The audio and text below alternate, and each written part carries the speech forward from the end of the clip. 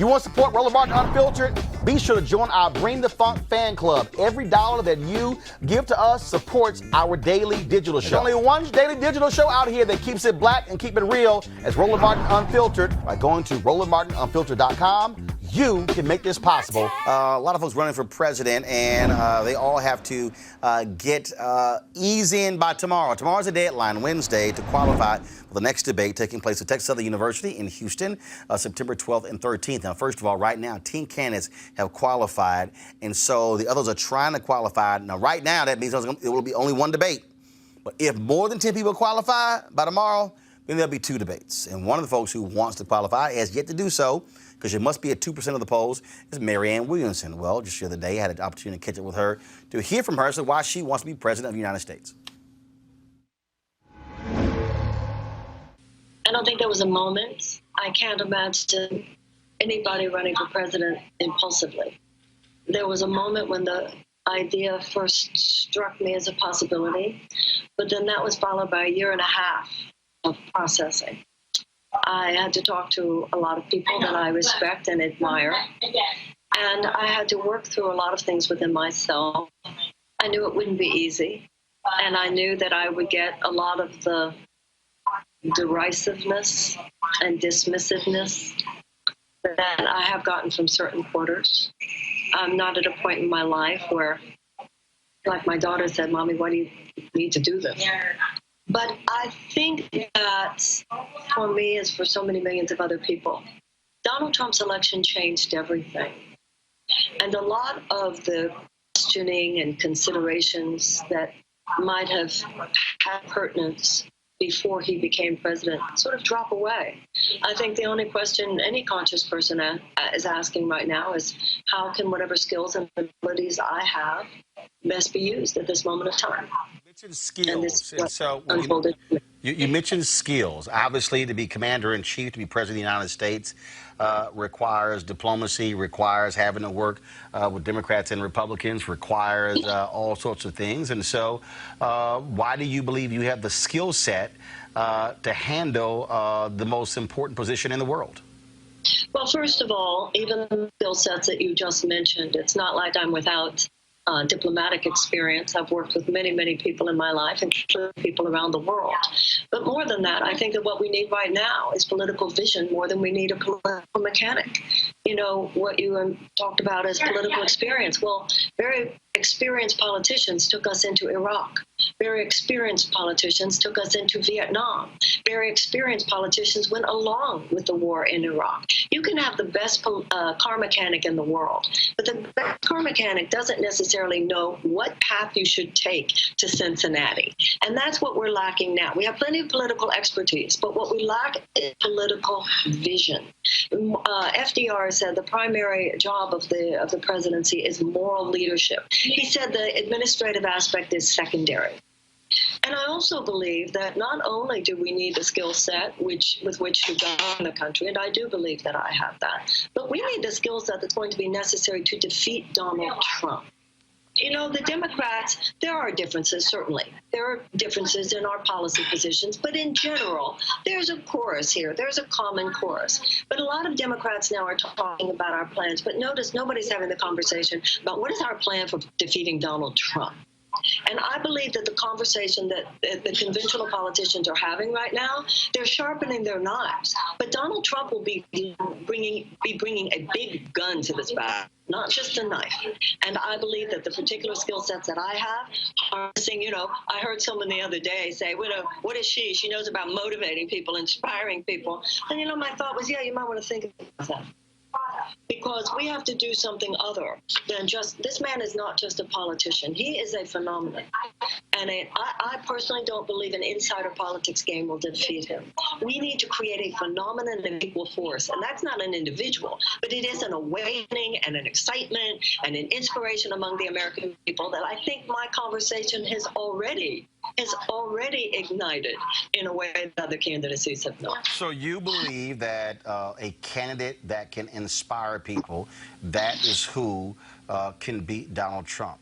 Is that the most important thing that you think Democrats need to beat Donald Trump in 2020? Well, obviously this is a very multidimensional issue, and I'm not saying there's any one thing. But I do believe that, look, let's just look at the math.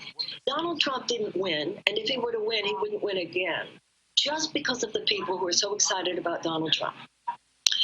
And we need to remember, if you look at how many people voted for him, the problem was not just who voted for him, but how many people did not vote, and how many people voted for Jill Stein. And yes, the people who really want Donald Trump out, they're going to vote for us. And the people who really want him in are going to vote for him. Let's just consider that done. Then you've got a whole universe of people. That's who we need to inspire. And yes, I do.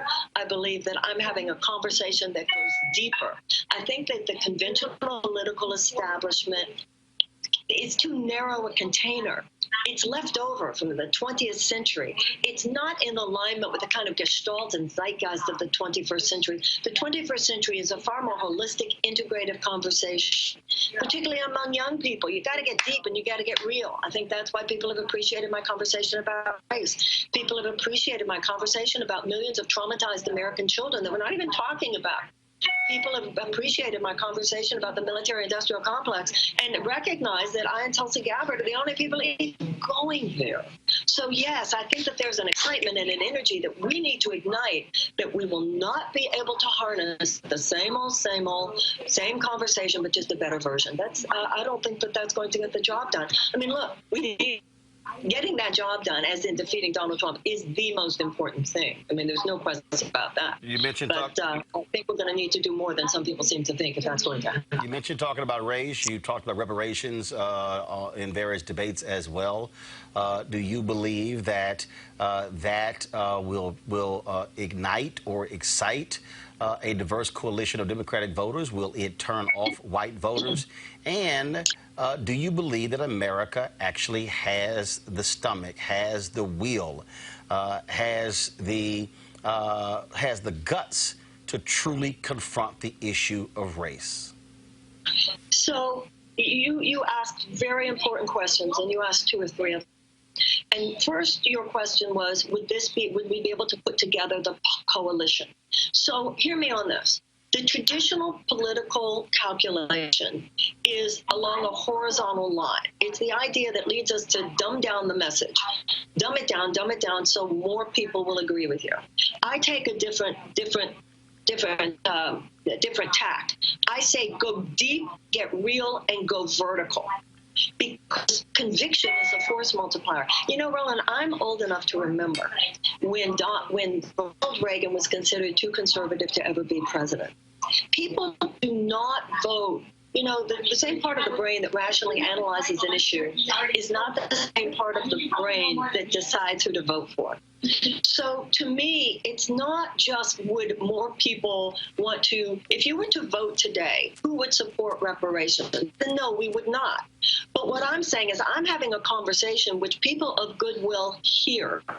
You know, too many white Americans just don't really know the history. They're woefully undereducated. And when I talk about it within a context of a historical narrative, how there were 250 years of slavery, followed by another 100 years of institutionalized violence against black people, what the black code laws were, what the 40 acres and a mule meant, how Germany paid $89 billion.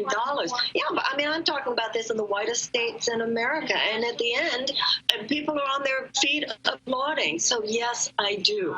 I'm not running a campaign where I'm saying to people, I'll get this for you, and I'll get this for you, and I'll get this for you. To me, that's the corruption of our politics. What I'm saying is let us join together and do the right thing. And people are hearing me on the issue of reparations when I say that whether you are an individual or you are a nation, you can't have the future that you want if you're not willing to clean up the past. So yes, I absolutely believe this is a moment when people are open. People really hear, particularly young people. Young people understand phrases like historical trauma. Young people, there's something, this is a pregnant moment in America.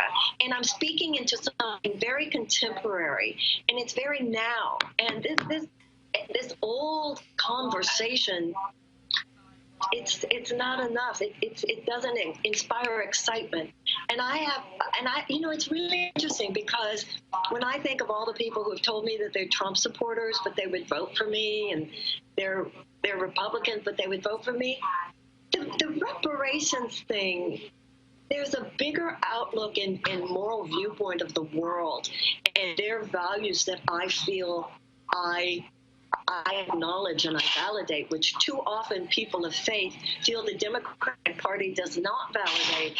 And that's more important to them. And also, even on the topic of reparations, I make the argument it's an economic stimulus. You know, there was an article that came out today in CBS that was talking about the fact that if Black if Black families made as much money as white families, then our economy would be 1.5 trillion larger.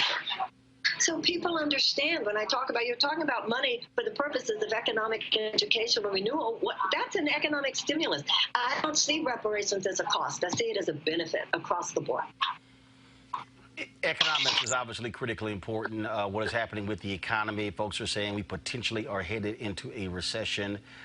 What is Marianne Williamson? What is your economic plan, your economic policy to ensure that Americans not only will continue with jobs, but also how do you deal with African Americans who are not getting the resources needed for small businesses, being able to tap those lines of credit, being able to access venture capital dollars as well? And so what is your economic agenda for African Americans?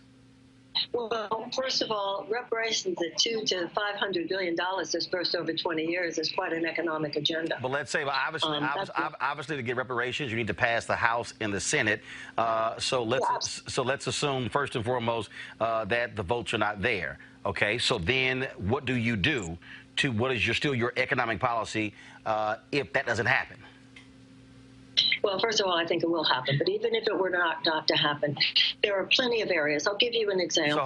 So just one second. I'm sorry. Marianne, one second. So Republicans now control the Senate. Okay. Yes. If you win the Democratic nomination, if you beat Donald Trump, and Republicans are still in control of the Senate, how's reparations going to get passed? There's not one Republican who supports it.